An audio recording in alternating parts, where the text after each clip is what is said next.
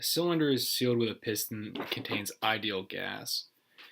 The cylinder is immersed in a mixture of ice and water with which it's in thermal equilibrium. The piston is moved inward very slowly until the volume of the gas is halved, in such a way that the gas always maintains thermal equilibrium with the ice and water. Okay, so if this process is done slowly and in good thermal contact with the environment, we know for sure it's going to be an isothermal process.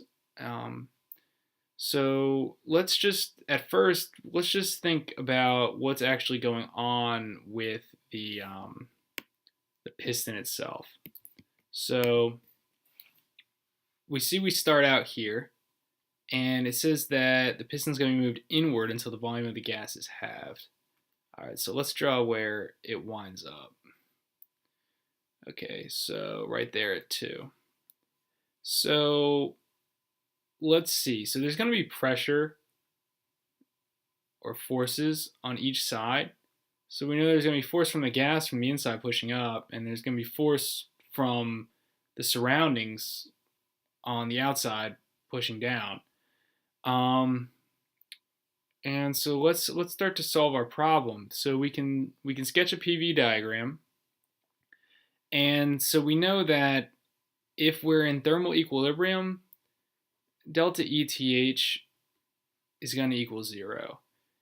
And now that's because the temperature is not going to change if we're in thermal equilibrium with the environment. So the temperature will be held constant.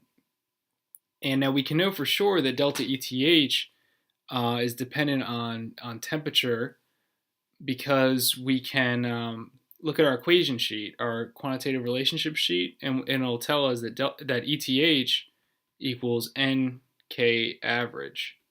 And it'll tell us that K average equals 3 halves KBT. So we can just rewrite this as N 3 halves KBT. And we can say, okay, well, we know Boltzmann's constant is a constant. We know N is the number of particles, and we know that's not going to change. So we can see that ETH depends only on temperature. So if temperature is not changing, ETH is not going to be changing. And so we can look at our ideal gas law, PV equals nRT, and we can say, okay, well, let's rearrange it. So we have T by itself over here. We know T is not changing. So we see NR, N's the number of moles. Well, we said we have the same amount of particles. So we know we're not going to have a different amount of moles. And we know R is a constant. So the product of P times V is going to have to be the same in the end as it is in the beginning, because the temperature is the same as it is in the beginning. So we can see that the volume of the gas is halved in the process. So if we're at 2 here, the volume is going to wind up at 1. So if we decrease the volume by half, we're going to have to double the pressure so that the product of P and V is going to stay the same. So if we start at 2, we're going to have to wind up at 4. So we can say this is going to be 1, and this is going to be 2.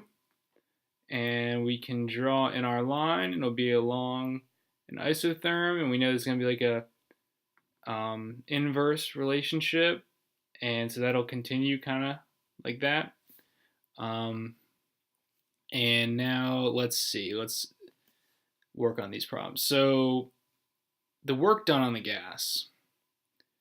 So we know that work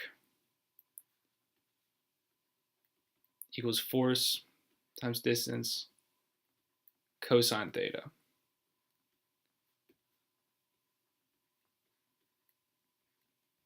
And so that tells us that a force that is in the same direction as the displacement is going to give us positive work, and a force that's in the opposite direction of the displacement is going to give us negative work, because cosine 180 is negative 1. So which of these forces is going to give us positive work? Well, if we start here and we end up down here, so our displacement is down, and so it looks like this force is in the same direction as the displacement. So it must be that the surroundings are doing positive work on the system. So the work done on the gas must be positive. All right, and so now we may want to think about the heat added to the gas. So we can look at the first law of thermodynamics.